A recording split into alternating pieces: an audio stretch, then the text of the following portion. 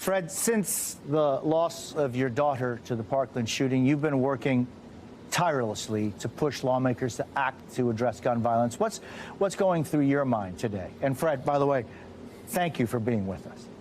No, thank you for having me. A big exhale.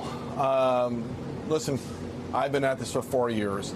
There are people who are here today who have been at this far longer, working to do one simple thing: reduce gun violence and save lives.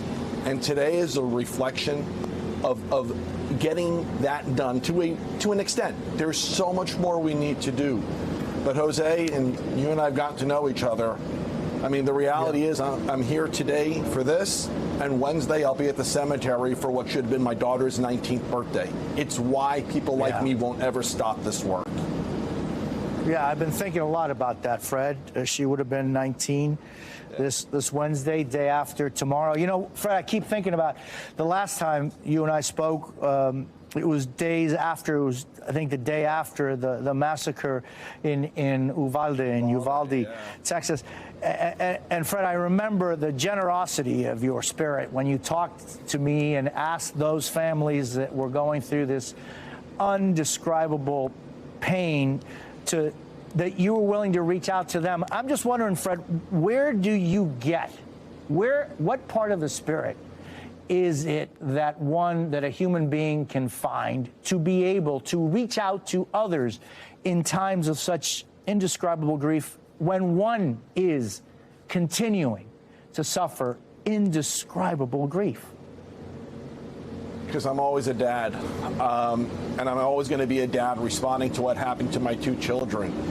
And as we've spoken about in the past, it's not just my daughter who was killed, it's also my son who was there and heard the shots.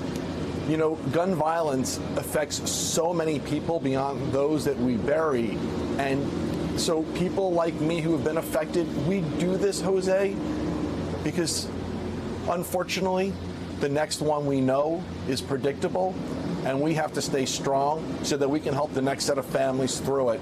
Listen, today, because we elected President Biden, we are taking steps that will ensure there will be fewer instances of gun violence, that fewer people will die.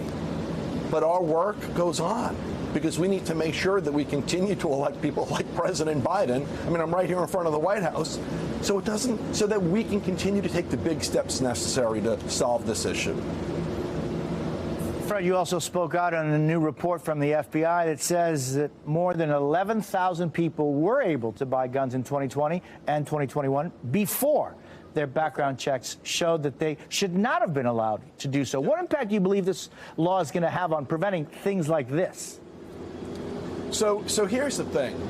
That report is a complete reflection of why our work isn't done, because we need to continue to fix the holes in the background check system that might allow something like this to happen. We need universal background checks, and this bill doesn't do that. But what this bill does do, and especially with the younger people, is it puts extra steps in place. It puts the FBI and local law enforcement in contact.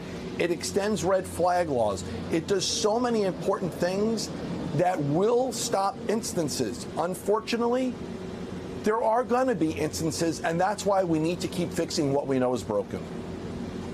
And so, Fred, what are the next steps you think are fundamental that should be taken?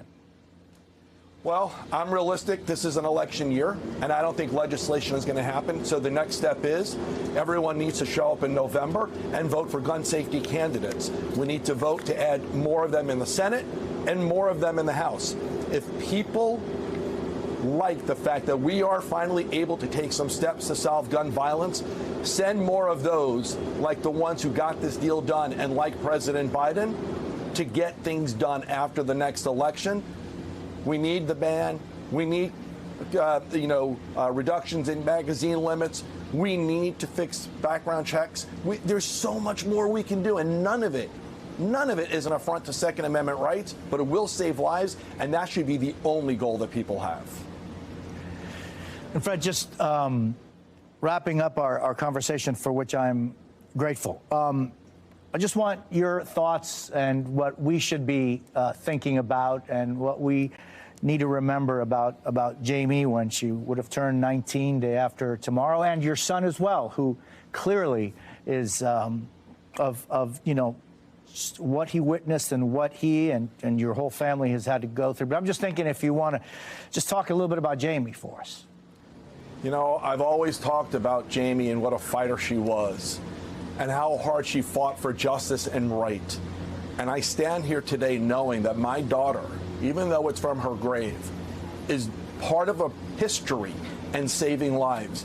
And I stand here today with thousands of other people who also lost loved ones, who are going to be a part of history, knowing their loved ones are going to save lives. Listen, Jose, I mourn my daughter every second of every minute of every day. But she stands on my shoulders, pushing me forward. And because of her, and because of the other families and who they love and lost, this isn't over. There's so much more we can do. And with people like my daughter on my shoulders, it's going to happen.